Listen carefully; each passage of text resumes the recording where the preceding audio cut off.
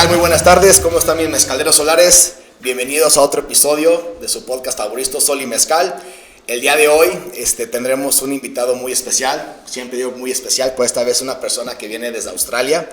Es un buen amigo que se llama Foran. Ahorita lo presentaremos. Este podcast lo vamos a hacer en inglés, dado que nuestro invitado solamente habla el inglés. Pero bueno, estaremos poniendo subtítulos para que nos puedan seguir. Como siempre, denos like, síganos. Y bueno, Jim, I'm just did my Spanish introduction. So, for an audience, this is Jim Foran. He is our guest for this PV Sol Mezcal podcast. So, Jim, how you been?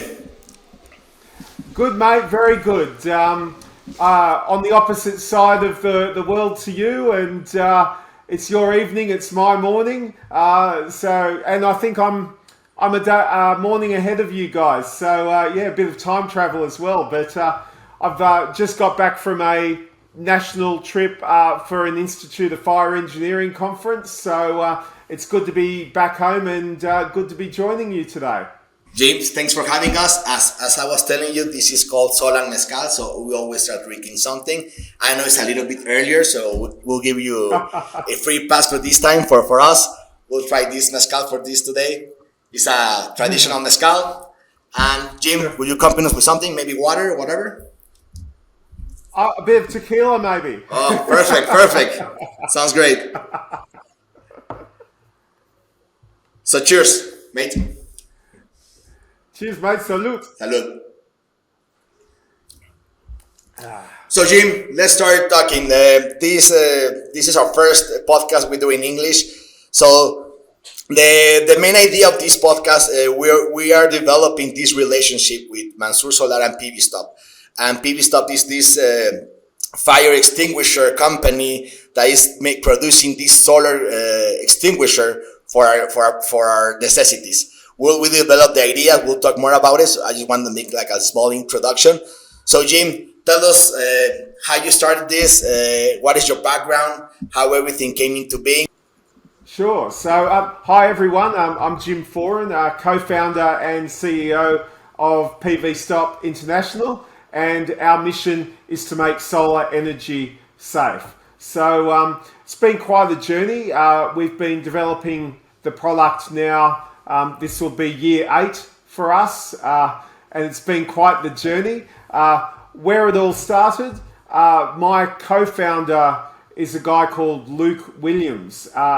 He's one of the forefathers of the solar industry here in Australia. So Luke's been designing, installing solar panels commercially for over 40 years, which is a long time. He's a clean energy council system designer and installer. He's taught at TAFE and lectured at universities on solar technology. And so Luke was the inventor of the concept. And I met Luke about 8 years ago. I came from an entirely different industry. So my last corporate role, I was actually the Australian general manager for Guess, the fashion brand. I'd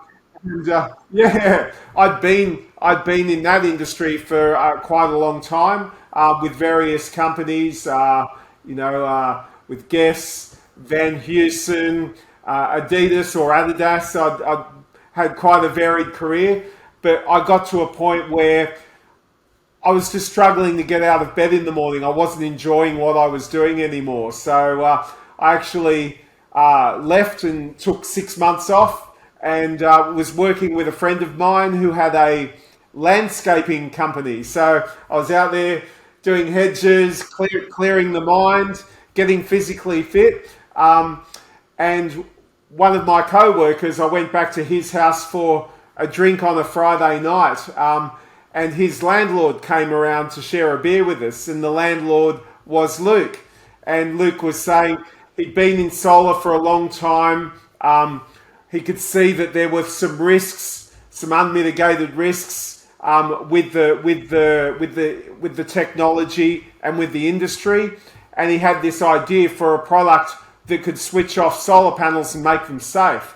but like a lot of inventors, he has very interesting vision of the world, but wasn't very good at making the idea a reality.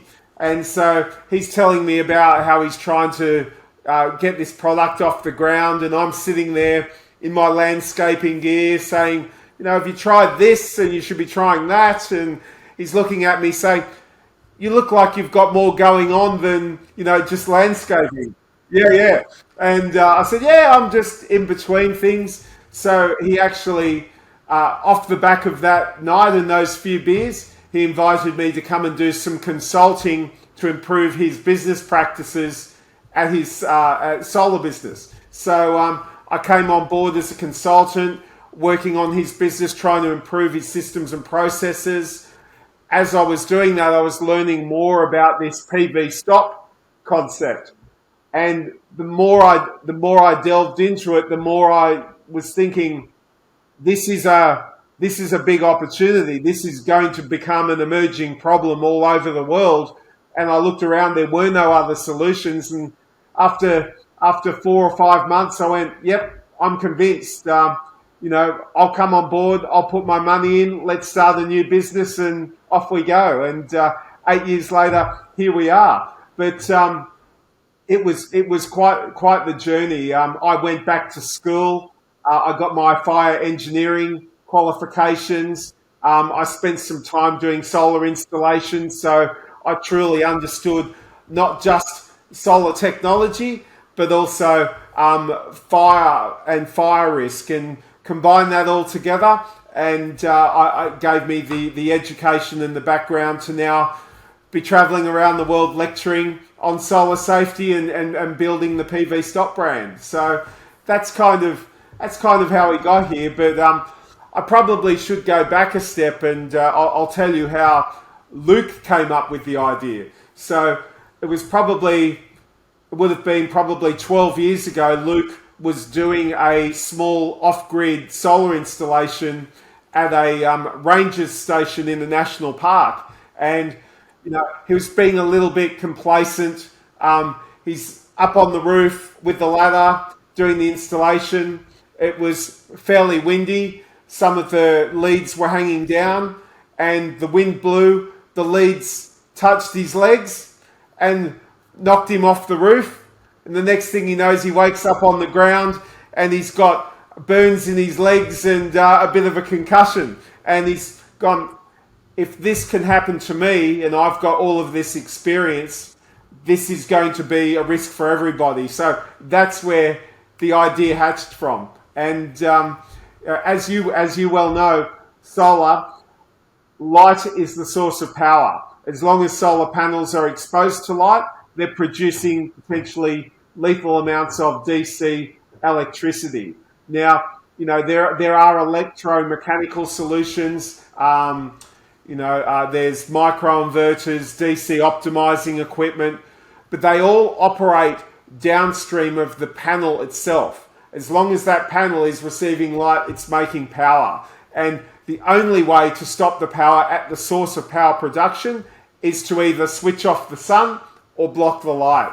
And that's what PVStop does. It's a water-based polymer. You spray it onto the solar panels, and by blocking the light, you stop the power, isolate the power at the source. Okay, so let me hold a little bit.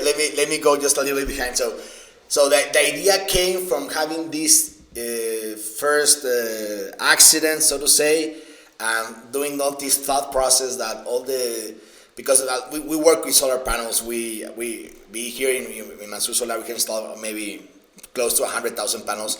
So it becomes like a normal stuff. So having this accident made your partner realize that, okay, there's something dangerous that we all know, but then since we don't see it so often, and we just take our mind out of it. So as you were saying, for an audience, a panel, when the sun hits the panel, it's on. There's no way to turn it off.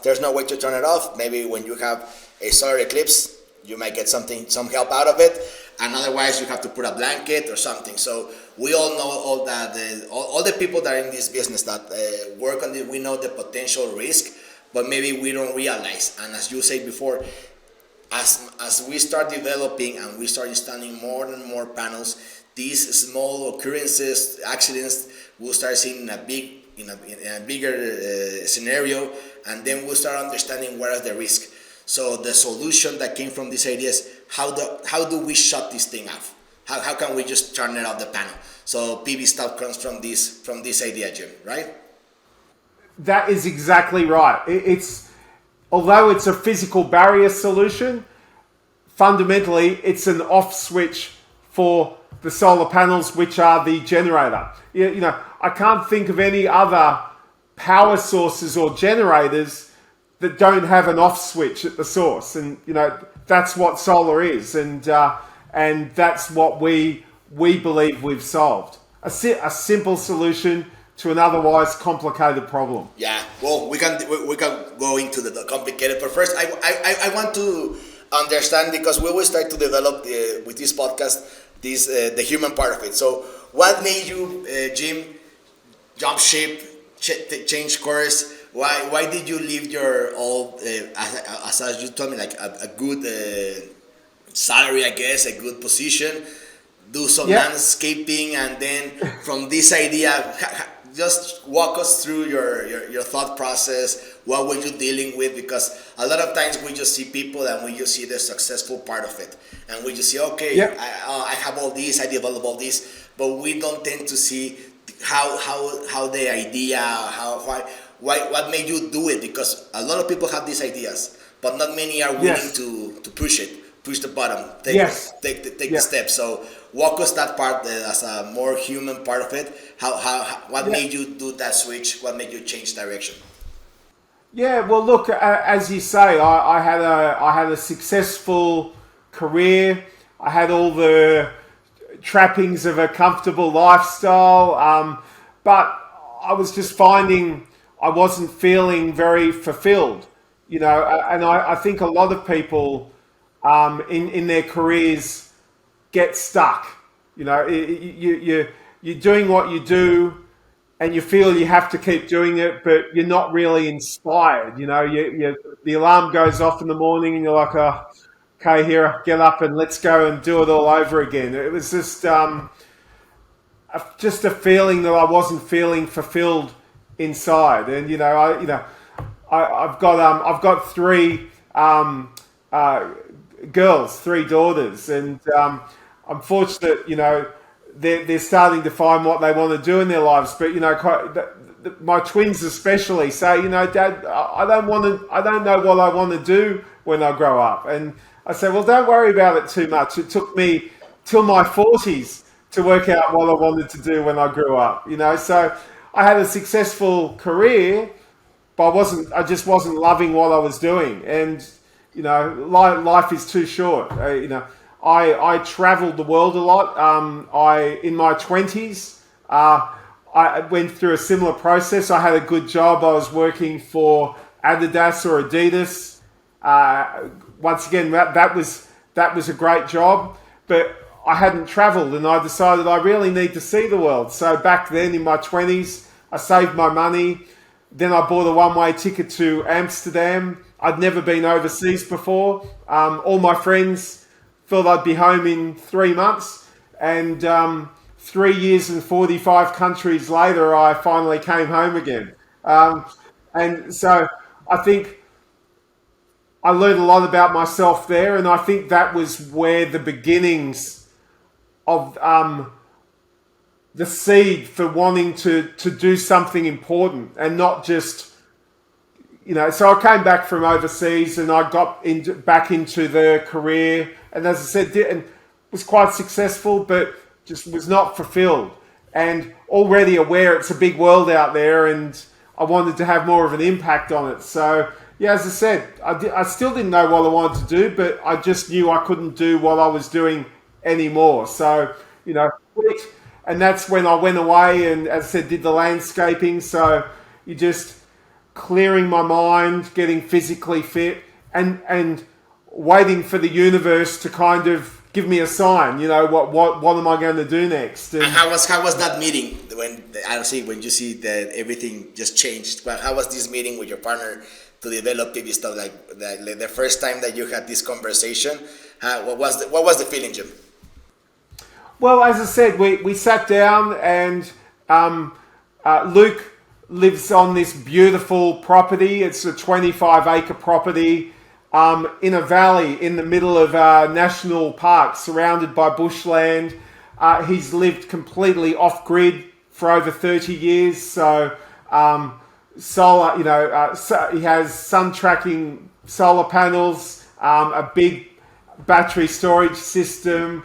It's got a huge dam with solar-powered pumps. He grows his own vegetables. So, if there is a zombie apocalypse, that's where I'm going. That'll be a nice, happy, safe place to be. And so, beautiful surrounding.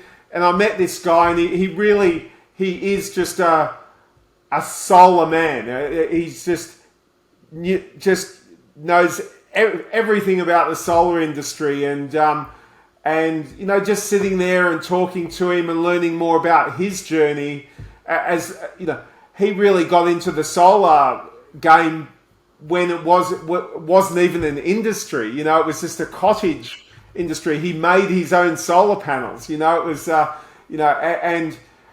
listening to his journey from where there was probably only 3 or 4 installers in all of Australia, and then just over the years how it grew, and then obviously over the last 10 years is where it's just gone boom all over the world. And there was just something about that story that fascinated me.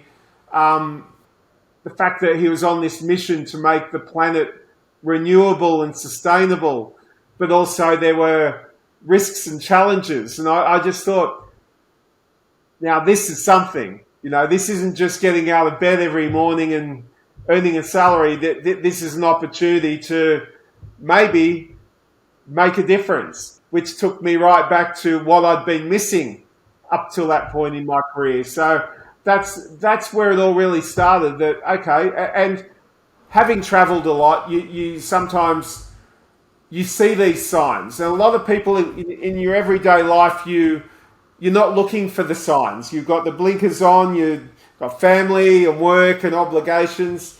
And having travelled years before, I learned that you've got to keep your eyes open, and signs will come. You've just got to be aware and looking for them. And this just struck me as one of those moments. As I was having that conversation, I'm like, this is happening for a reason. I need to follow this, and that's how it started. That's excellent, Jim. Yeah, I think all the people that were in this solar business, we have this need to make a difference. And our journey, we had some different paths, but at the end of the day, we're looking for, I need to wake up and I need to believe that I'm doing something that is making the world a little better. I might not change the whole, maybe my society, maybe my close environment, but we all share this idea that we need to do something to change it, and it's it's like a common denominator that we have on all the industry, that all people tend to have this idea that we need to do something. I want to earn money, I want to live well, but I also want to make a difference. So it's nice to share also this feeling with you, Jim. What was your moment? What was your moment where it all happened? My moment, Jim. Okay. This is now my podcast. I can interview. I like it. My moment. When I was studying, I'm an electronic engineering, and my family always has been on the business side. So every time I will come with some project that I developed, like, okay, how would you sell it? How would you do something? How would you make this like a business? You don't go and just start working with somebody else. Just how we're gonna make something. So always with this thing, I was trying to create something like a new business, something new in Mexico, in this part of the world. I was studying electronic engineering, so technology like part of it. And I had this entrepreneurial class that we would take it at the university.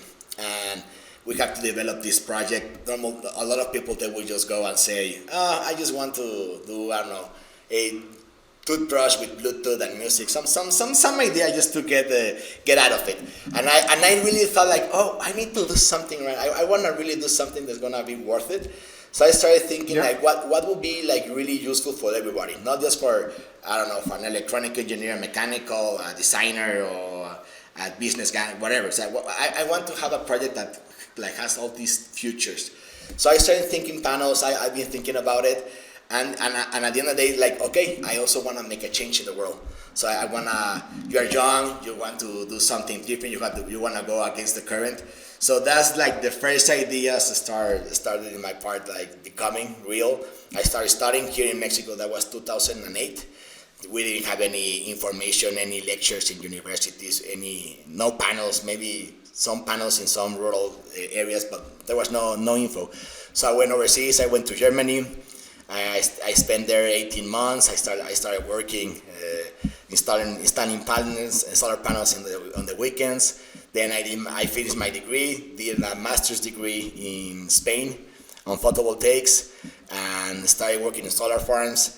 And then the big crisis hitting the whole world, 2008, 2012, those 4 years were really terrible years for a lot of businesses. So I came back to Mexico in 2011, and I started Mansur Solar. This is my business, so trying to bring this technology that I had seen that it was already developing in Europe, but here in Mexico was totally unseen. So we started doing the first interconnected systems, and we were like at this new generation of guys, because we were younger, but we already had like this business feeling that we need to do it. Not only I want to go off grid like then people tend to they used to do it. I want to do it, and I want to make it like a business life. So that's how we started, and yeah, that's pretty much 10, 12 years later, we're here having this podcast with you, Jim. So.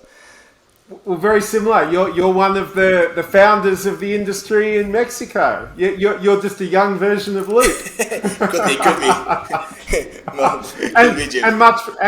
and much prettier than Luke too. Okay, I'll take that as a compliment.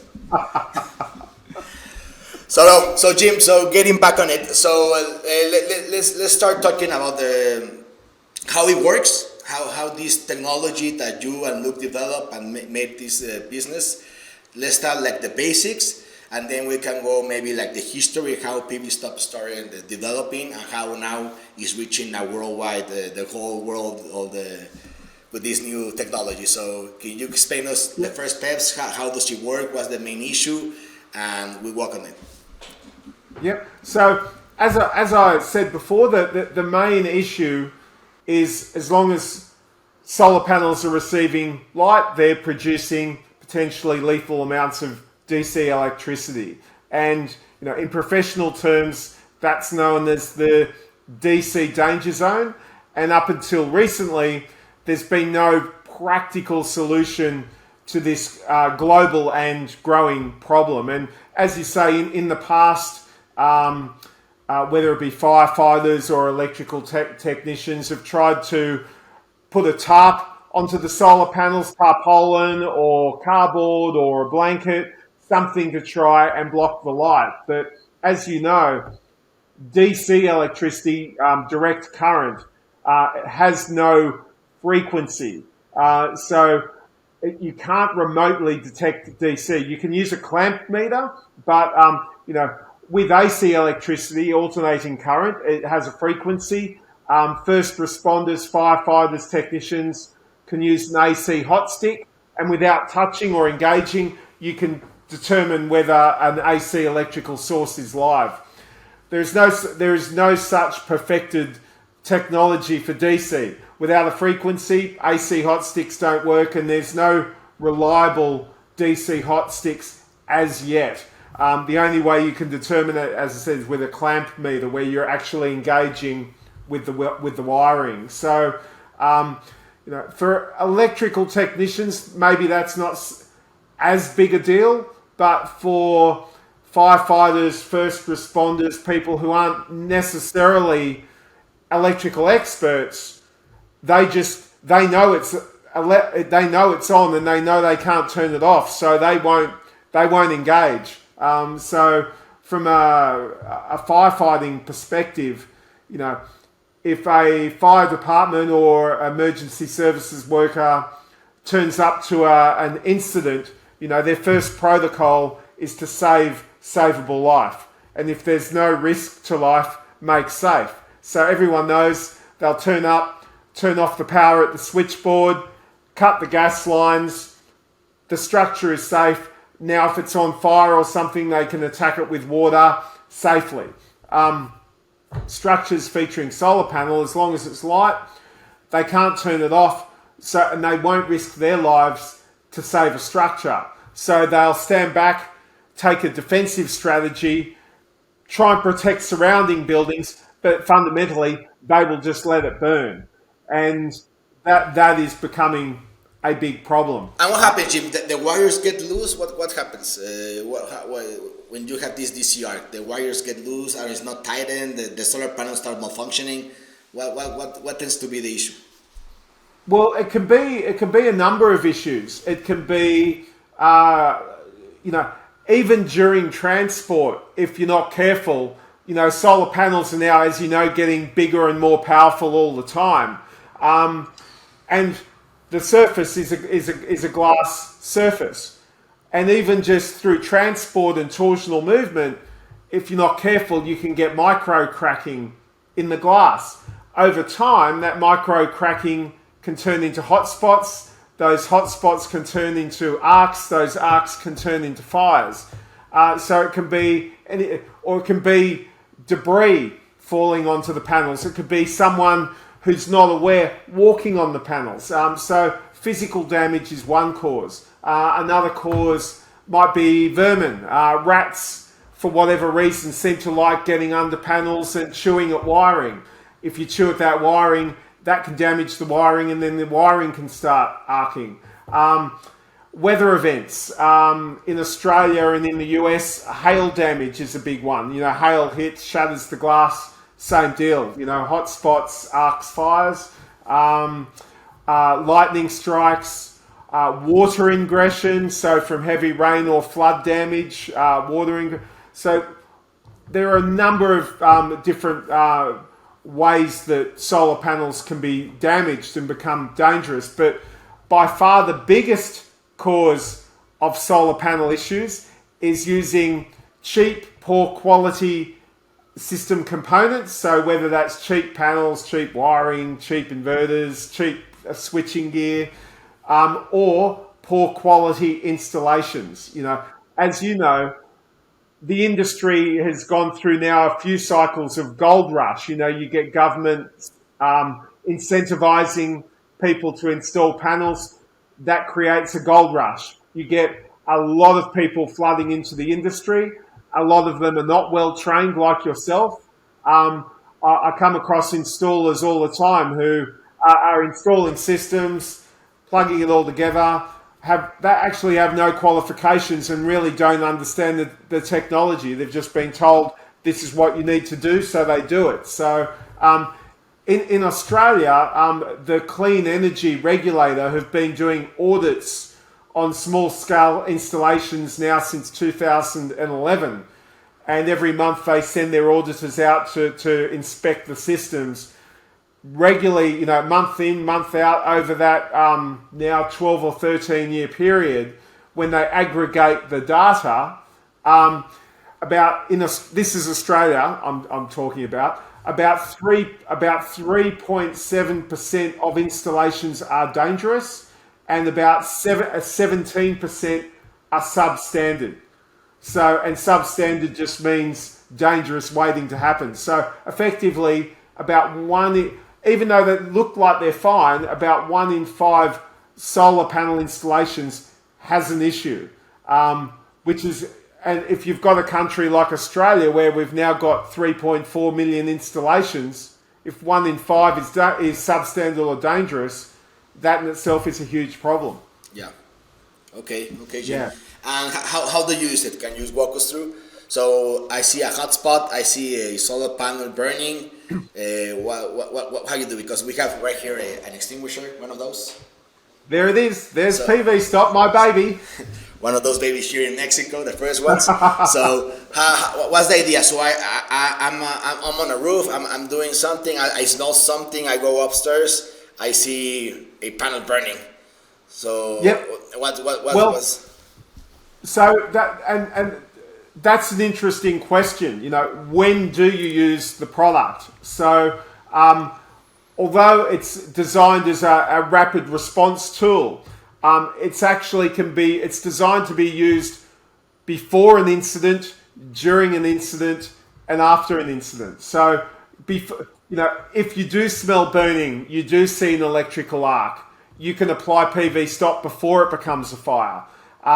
If there is a fire, you can apply it during a fire. If it's after an incident, one of the things I'm often asked or confronted with is, well, if there's an incident at night, well, you don't need your product. There's no sun. And I said, yeah, sure. Moonlight is not enough to really energize a solar system. Underwriters Laboratories at UL in the US have done testing and proven that flood lighting can actually energize solar panels. Nowhere near to the same extent as sunshine, but it still will create a charge. And that's what I say. Yeah, you might not need it during the night, but if those panels are damaged during an incident, what happens when the sun comes up the next day? Those damaged solar panels re-energize, they can start arcing again and can start a secondary fire. So circling back to your question, if you do have an issue, whether it's before, during, or after an incident, you apply PVStop like a liquid blanket. So as you've seen, we use a fire extinguishing vessel. So in every country we're in, we use a certified fire extinguisher that contains the PVStop formulation.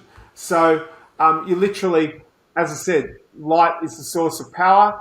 You spray PVStop on like a liquid blanket. And you don't need to fully cover the panels to make the system electrically safe. So as you'd understand, a solar cell receives light, creates power, and the solar cells are wired in series, like going down and up and down and up to create a solar panel.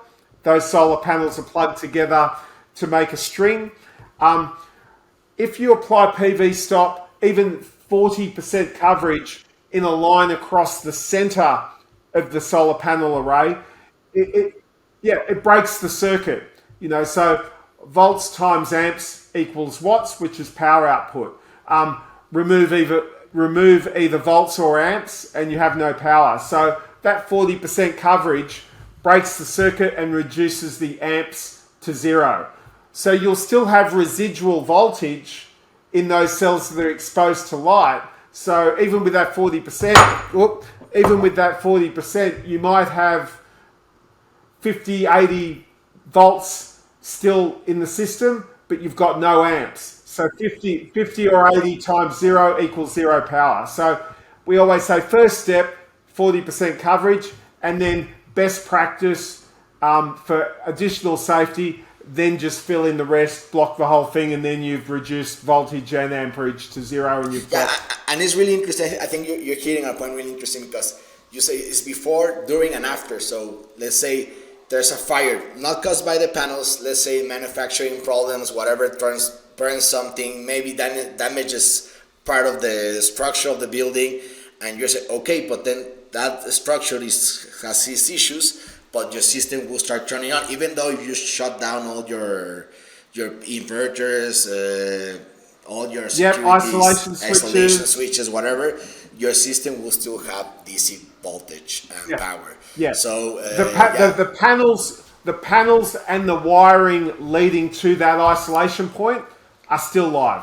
So we can say that if there's an issue totally unrelated with the panels, and it damages your structure, then you need something to turn the system off. Even though, and this is the solution for a thing that is totally not related, but there's a way to make it a secure system afterwards, so you can have all the maintenance and all the things that you need to do. You can do it during, when you have a burning system, then you go upstairs, you see something, you start applying the PVStop, and then you reduce all the current that the panels are having, thus reducing the power, thus reducing the capacity for the arc to develop into a fire.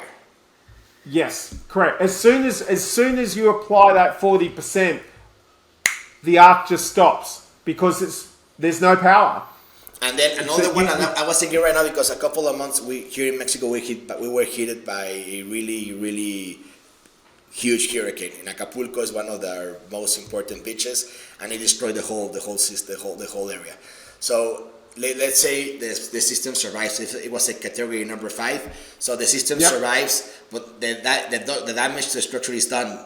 So there's also this solution that it can prevent, even though it was already destroyed something, it really can prevent future fires that can develop, even though it wasn't done by the hurricane, but it can help you have a safer roof for removing everything and not having this danger, right?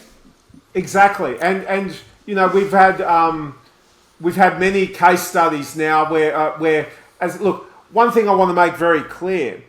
Solar is not a dangerous technology. You know, they're not catching on fire all the time. You know, it's you know, by and large, you know, the systems are very safe. But you do need an off switch, and as you say, it's not just incidents where the solar panels are the cause or the ignition point. From my experience around the world, for every incident where the solar panel or the solar panel system is the cause, there's another 10 incidents where the solar panels had nothing to do with it, but then the fire encroaches upon the solar panels, then they become damaged, and then they become a problem. There are far more fires in structures than there are fires caused by solar panels. But interestingly enough, no one's keeping good data on that information, and that's one of my missions is you know, agitating and educating, you know, and at a national level, whether it be fire departments and getting them to add reporting fields. Like a lot of countries still don't even have a reporting field for solar as an incident type, and as you know, without good data, you're talking on opinion, not facts. But wherever we do get the data, we're finding that the problems are bigger than everybody realizes. And as I said, it's not because the technology is dangerous, it's just because there is now so much of it. It's just a probability scale. There's so much of it there that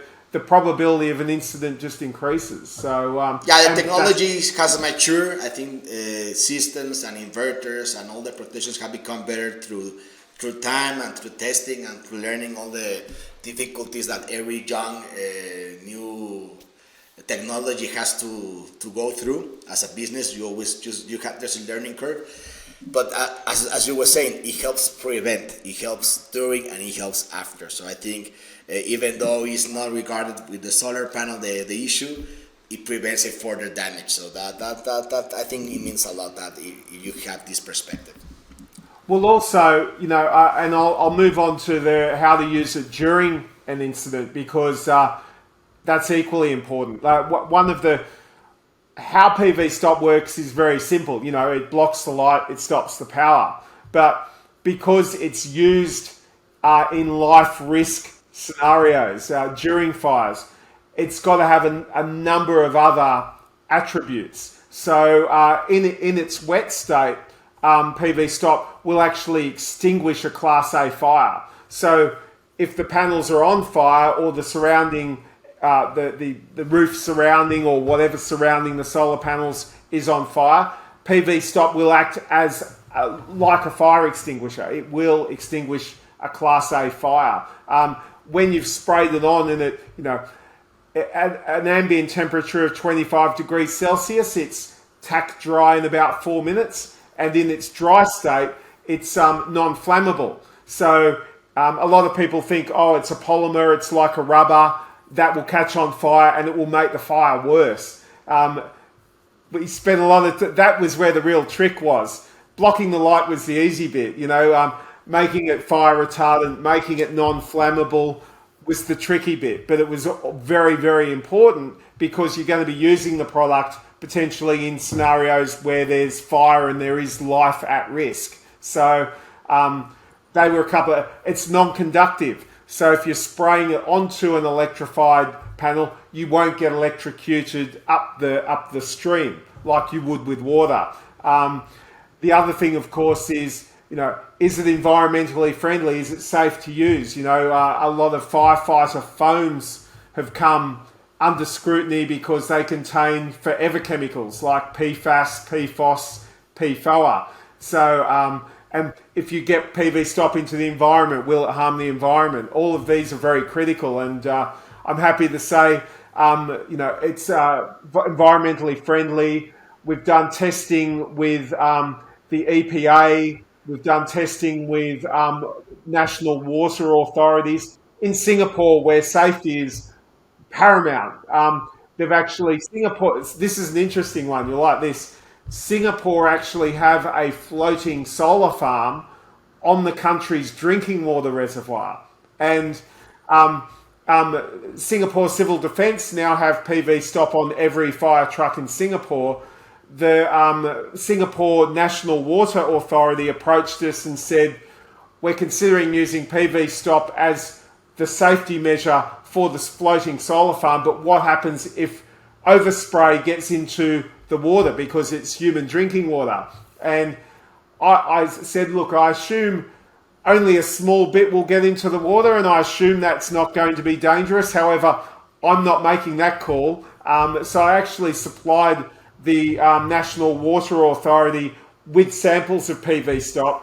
They did all their own independent testing, and they've come back and said it's not dangerous and it's approved for use on our drinking water reservoir. So I think that says a lot about the environmental credentials of PVStop. It's approved to be able to use on drinking water reservoirs. So we're very proud of that. Yeah. So you're in Australia, right? So Australia was the first, when the idea and the business developed. Right now, we're here in Mexico. You're talking to us. In which other countries is PVStop right now being sold and developed? Yeah, well, it's funnily enough, although we're an Australian innovation, and when we first started our journey and we started approaching the fire departments here in Australia, initially they all loved it. They're like, great, here's a solution to a big problem. Now, what standards does it comply with? And we are the only ones in the world doing this type of technology. So we kind of said, there are no standards. And they said, well, we're a government life risk agency. Unless we know that it complies with some sort of standard, we can't buy the product. And there were no pathways in Australia to get approval. So I actually ended up, I was part of the Institute of Fire Engineers, who are a global organisation. They actually introduced me to the London Fire Brigade. So although we're an Australian company, I ended up over in London talking to the London Fire Brigade. They introduced me to BRE Global, which is like a UK national testing agency. And I was lucky there. They were 18 months into a 3-year project on solar risk. And they found all these problems and no solutions. So when we came along, they're like, this is very important to us. So they assisted us, and then they introduced us to the European Commission Environmental Technology Verification Program, or ETV. ETV, long story, but it's worth it. So ETV were put in place by the European Union specifically to support technologies which improved safety, improved the environment, but didn't comply with these existing standards. So we go to the ETV with PVStop and our product claims, this is what we do. They've got a committee made up of the testing organisations around Europe, and they come up with a testing methodology and saying, if you can pass these tests, we will give you an independent verification of your technology. So, and they cherry pick from different standards, come up with a testing methodology, and then you have to be able to pass the tests that they set. So we became only the 4th company in the world in the category of energy technologies to receive a statement of verification from the ETV program. And then 2 years later, that got upgraded into an ISO standard. So then we finally had a product that had an ISO that supported the technology, so then we could start selling around the world. But because we'd done that in the UK, our first major customer was the London Fire Brigade. So so moving on from there, London started using it. We're now in most of the fire departments in the UK.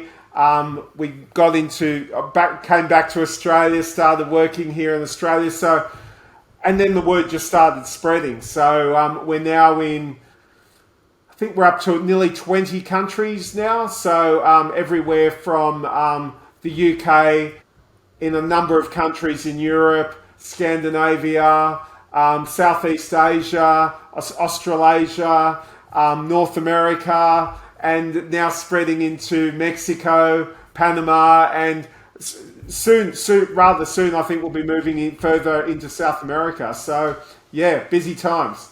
Really interesting, Jim. And as in a business perspective, switching from the solar and technical part, what's the challenge to have like a company that is based in Australia, and down you're saying 20 countries, European Union, ISOs, UK Fire Brigade, the United States, where all their certification needed. So how did you develop? How did you make this exponential growth and all these? How can you handle all these issues, all these certifications, different countries, different, I don't know, all the paperwork that goes into it? You really have to be brain damaged. It's funny, you know. I look back, and if I knew what I knew now, would I have still gone on that path? I really don't know the answer. I certainly had no idea what I was getting myself into, and it was extremely challenging. You know, one of the exciting benefits is we're the only ones in the world doing what we do. And by far the biggest challenge is we're the only ones that do what we do. And I very much now understand why the world of fire and fire equipment and fire risk is dominated by big multinational companies, because you need deep pockets. You need a lot of time and resources, and they're things we didn't have. So I just had to be agile, adaptive. There were so many roadblocks along the way. Like, just to get that accreditation to be able to legally sell the product was a 5-year journey. So we were effectively making no money for 5 years and spending. And I bootstrapped the business myself. I mortgaged my house, put everything on the line. And there were many dark days. There was days where there'd be a hurdle or a roadblock, and initially you just can't see a way past. But you have to find a way, because you get to a point, you're that committed, there's no turning back. The analogy I use, I feel like I've jumped off a cliff and I'm building the aeroplane as I'm going down, and I've got to get it finished and pull up before I hit the ground. And that's kind of what the journey's been like. But in those dark times, the thing that keeps me going is I know we're right, and I know we're improving safety. I know we're going to make the world a safer place, and we're going to save lives. And when I was having those doubts or those bad times, that's the thing that's kept me going and given me that foundation of belief that I've just got to keep going. And so, yeah, it's through, they say persistence overcomes resistance. I've just been very pig-headed and, keep moving forward. And, it's exciting now. We're at that point where it is just expanding everywhere, and it's validating that, it was worth hanging in there. We are starting to really make a difference, and that's always puts a smile on my face. That's an excellent, Jim. And what was the turning point from those dark days or the biggest hurdles? What could you say was the turning point for PVStop when you say, actually, we're gonna make it, we'll survive, and we're gonna make it big time? Yeah. Look, well, I don't even know if I'm there yet. You know, when you've worked so hard, I never stop and relax and think, well, we've made it. There are always ways to improve, things to improve. There are still things that jump out at me that I'm not expecting. So I think the trick is I never get comfortable. I'm always trying to mitigate the risks but where the signs and the encouraging things that, you know, validated that we're heading in the right direction was, you know, getting the ISO standard, you know, getting the London Fire Brigade buying our product. They're one of the largest fire departments in the world. And fire departments they're very traditional. They're not usually very good at innovation and still aren't. And that's a big challenge. I'm still working my way around the world convincing fire departments in different countries. But, you know, getting London Fire Brigade on board, getting Singapore Civil Defence on board. More recently, now the FDNY, the New York Fire Department, have purchased our product. You know, the largest and, you know, arguably the most famous fire department in the world now using the product. And having those key validation points then just creates this momentum. And as I said, I talk a lot about the fire departments. They were our first target entry point because they're one of the few market categories that understand there's a risk. They certainly don't understand the depth and breadth of the risks, but they know that their lives are potentially at risk. So that they're a very natural starting point. Now that you look to industry, I guarantee you'll find this yourself when you go out there. A lot of people aren't even going to realise these risks exist, especially in the commercial space. A lot of system owners just aren't even aware of these problems. So the challenge was you need to get authorities on board first, because if I did go straight to the commercial customers and say, I've got a solution to a problem you didn't know you had, you'd be met with skepticism. But when I can say, I've got a solution to a problem you didn't know you had, and by the way, the world's largest fire departments use our product, it changes the conversation. And we're at that point now. So we're now starting to move beyond just fire departments, and we're starting to deal with big commercial system owners. We're coming to the attention of the insurance sector, and all the stakeholders, not just it can be the PV system, installers, PV system owners, emergency services, government agencies. We're now talking to the military. The solar panels are becoming the preferred electrical generator for a lot of military installations. They're moving away from petrol, diesel generators and moving to solar. But once again, if there's a problem, you need to be able to make safe. So yeah, we're now at that point where we're moving beyond fire services, and now we're into the commercial, industrial, utility, you name it. Solar's everywhere, and we're now starting to get those inquiries across the board. So yeah, busy time. Excellent, Jim. I think you hit an interesting point about information, knowledge, education, training. So I think it's really interesting because I think lots of people don't know actually the main risk that this could happen. Also, this podcast, the idea is to also shed the light on this and tell them, okay, there's these issues that maybe you are not so informed. So what is PVStop doing? Because at the end of the day, you need this training, this educational platform, so to say, so people can understand what they are actually facing. I might have an idea, I might learn a lot also from hearing from you. So what is being done to educate all the future of customers that might be interested in this type of safety security? That's a great question. And when we first started selling the product, it became clear very quickly that there was a gap in the knowledge base and a gap in training and education. And although PVStop itself is a very simple solution, point and spray, and as long as you can see it's on, the system's off, that's one element. But being able to conduct an appropriate risk assessment. What are the risks? What do I need to look out for? I've got to make sure I'm not putting myself in harm's way when I'm going to use the product. So that was a real gap for us, and it became evident very quickly.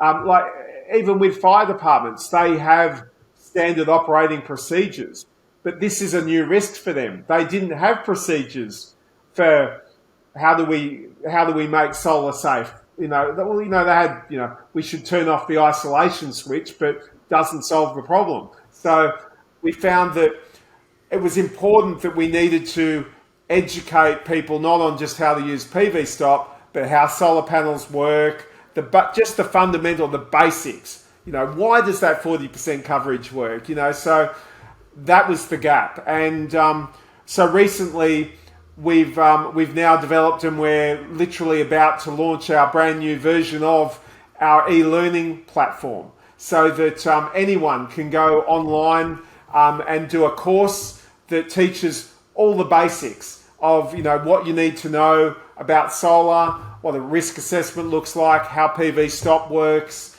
and we've tried to do it in a very simple format. So it's in 10 modules, and they're micro learnings. It's all video, and it's 3 to 5 minutes per module. So in under 2 hours, you can complete the whole training, or you can do a bit, come back, do a bit more.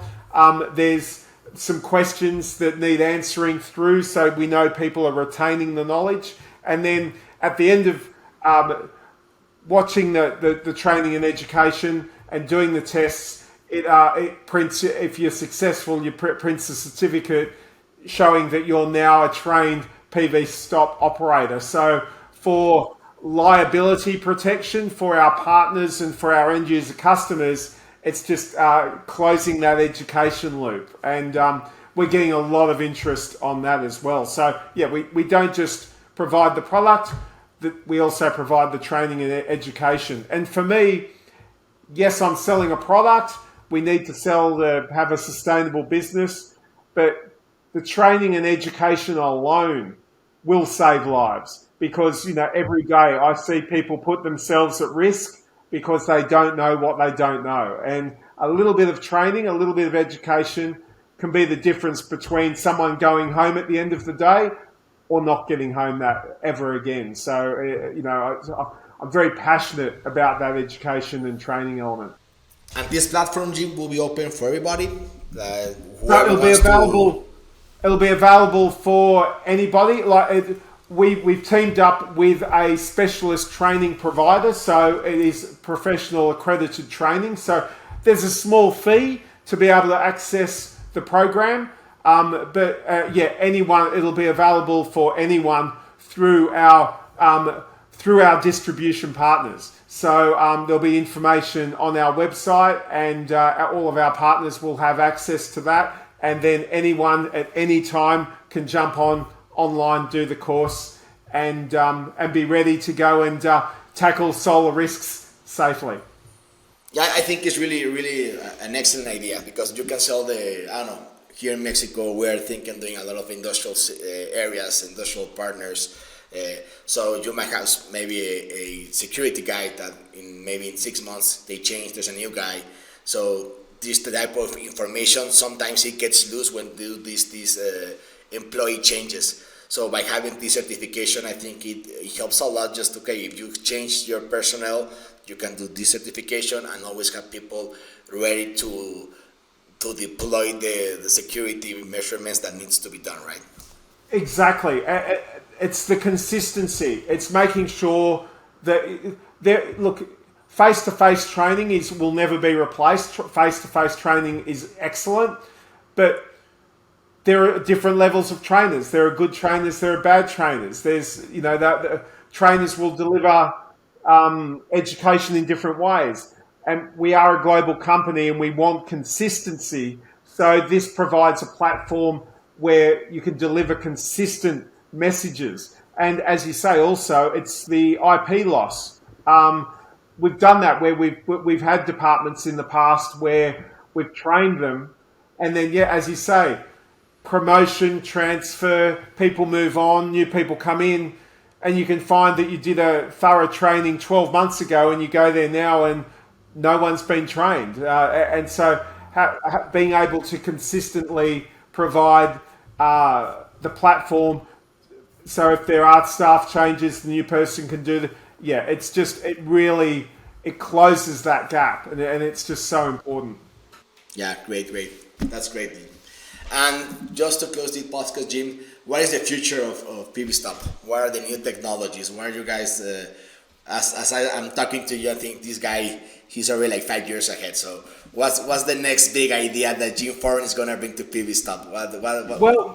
Well, it's still, the things I'm working on right now are still related to PVStop. There's no doubt there are many challenges coming up, and I'll speak a little bit about that. But the next step for us is, as you can see in the background, we've got the PVStop cylinders, which are a very good practical delivery system. They're easy to use. Most people know how a fire extinguisher operates. It fits on existing brackets in existing vehicles and existing locations. But we were finding from feedback from the marketplace, there are limitations, so high-rise, dangerous to access, hard to access. If you can't get to within 10 meters to spray, what do we do? And the answer we've come up there is drone technology. So literally being able to use a drone that carries the PVStop liquid and can spray like crop dusting.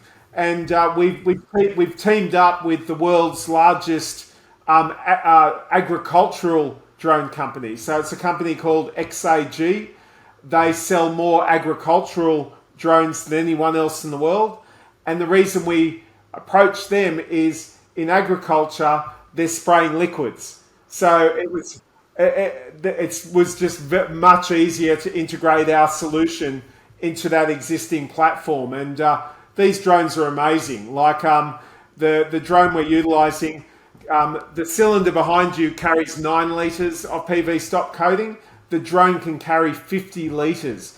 It can cover 200 square meters of panels in one flight in less than 15 minutes. It's amazing.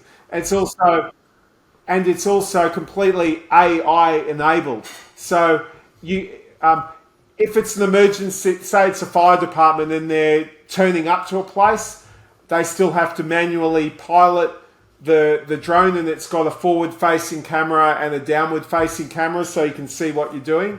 But for solar farm scale or a big commercial customer, we can come in preemptively, 3D map the entire solar array, and then if there is an emergency, it all operates off your mobile phone. You just push a button, sector 4, rows 5, and push a button, and it'll take off by itself, go fly its mission, apply the PVStop to within 2 centimeters of accuracy, fly back, land at your feet without any intervention. It's very cool. That's crazy. That's really crazy. Yeah. And for solar farms, that is many acres and huge fields, and just to get the fire department or whoever, it might take 20 minutes, half an hour. I've been there just to get from one point to another point.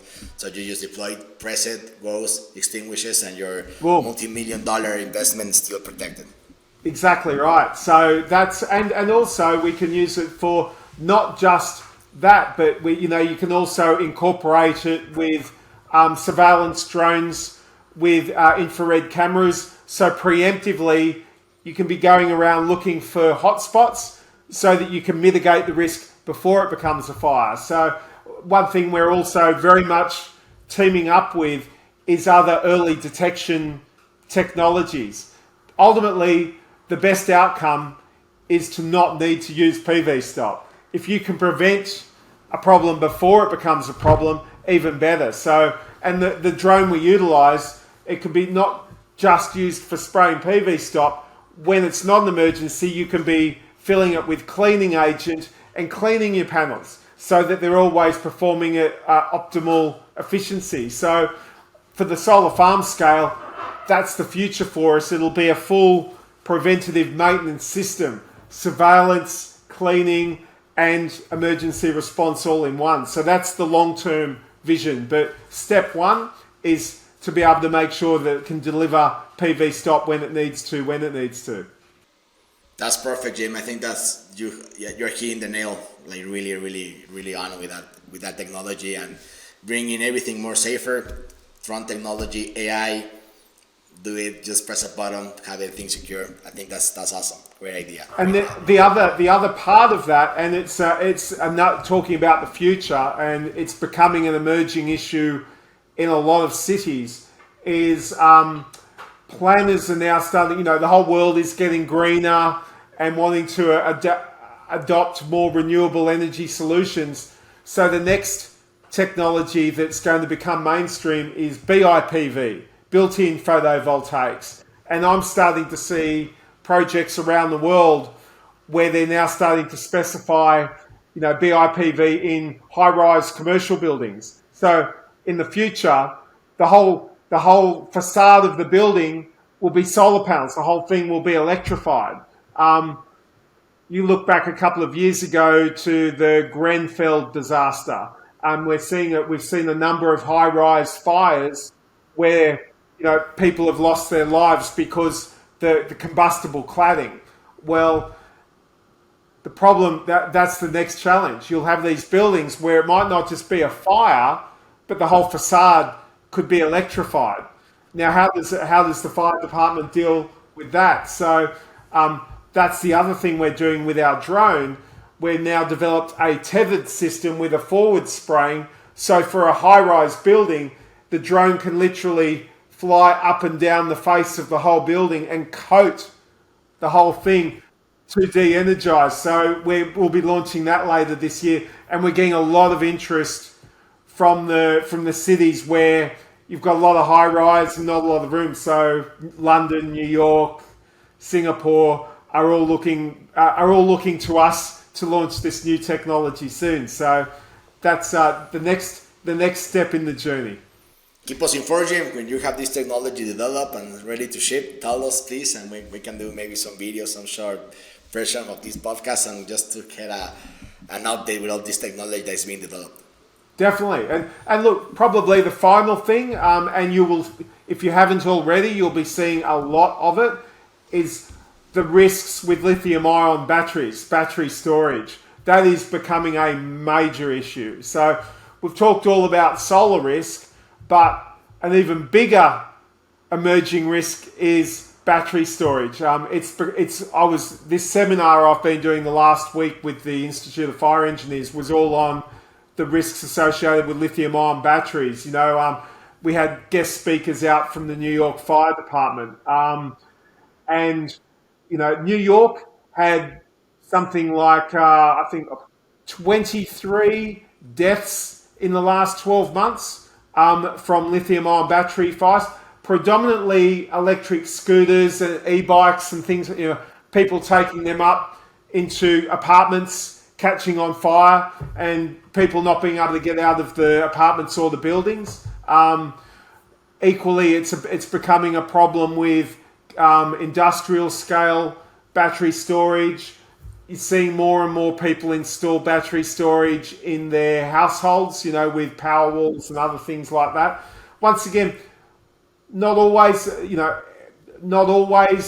it's not a huge risk, but when it goes wrong, it goes very wrong. And battery storage, it's not a battery fire, it's stranded stored energy. It's a bomb. When they go off like bombs, and can cause incredible heat incredible damage. They off-gas very toxic fumes. Most of the deaths come from the inhalation of the smoke, not the fire or the explosion. So that's becoming an enormous issue.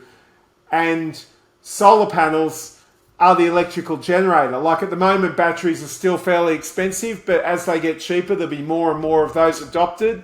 So in the future, in the next 5 years, I envisage that every solar panel installation will nearly always be hooked up to batteries. And unfortunately, there's no easy solution for the battery storage. It's going to become an ongoing problem. But at least with the solar panels, we can mitigate that risk, which just reduces the number of risks and the number of variables in some of these fire response situations. Yeah, I also think, Jim, that sooner or later the lithium-ion batteries are like a big issue. As you said, if there are bombs, everybody in the near future will have electrical car, hybrid cars. So you have like a great amount of energy. I don't think people understand how much energy a car can hold. It's crazy. It's just crazy, really crazy. So yeah. So it's really interesting where everything will take us. And well, Jim, I don't know if you want something else to add to this conversation. Can we put your information, data, so people can contact you directly if they have any questions regarding this?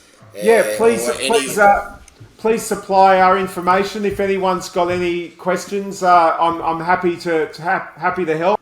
Together we can definitely make the world a safer place. But I think we've covered a lot of ground today, and it's been very exciting. And as we've discussed, I spoke to Alex, our European manager, who speaks fluent Spanish. So he'd love to come on at some point in the future and have a bit of talk to you in Spanish, which I just apologise in advance that I don't speak Spanish. It's not my strength, so I very much apologise to your listeners who've had to rely on the subtitles.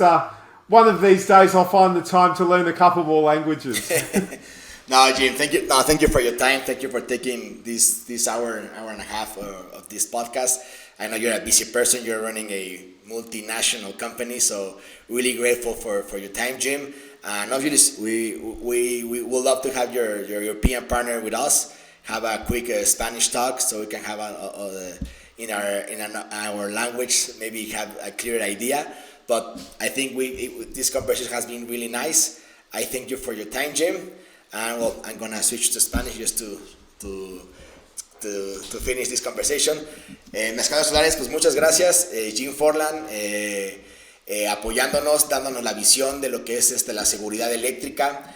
Espero que hayan podido entender. Pondremos subtítulos. Próximamente tendremos este podcast también con un compañero de la industria que habla español de PVStop, para que podamos platicar esto y entender sobre todo todos los riesgos en lo que tiene nuestra industria.